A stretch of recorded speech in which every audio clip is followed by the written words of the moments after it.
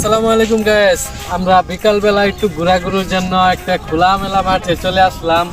তো এখানে আসার পরে দেখলাম দৃশ্যটা অনেক সুন্দর, তাই কিছু ছবি টবি তুললাম, ভিডিও করলাম।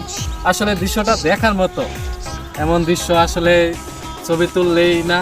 তো এখানে বৃষ্টি পড়েছে কিছুক্ষণ আগে, দেখেন এখানে অনেক পানি জমে আসছিল, কিছুটা কমে গেছে পানি।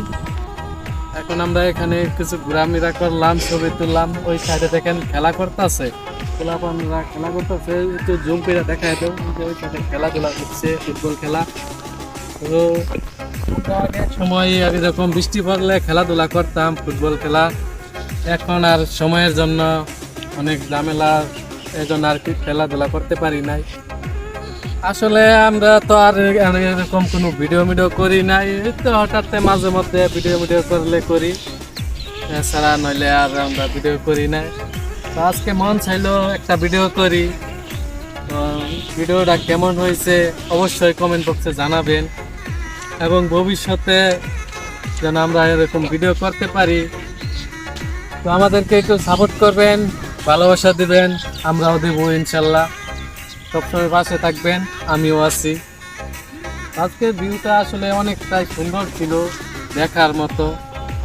আপনাদেরকে পুরো ভিউটা দেখাবো, একটু ভিউটা দেখায় দাও।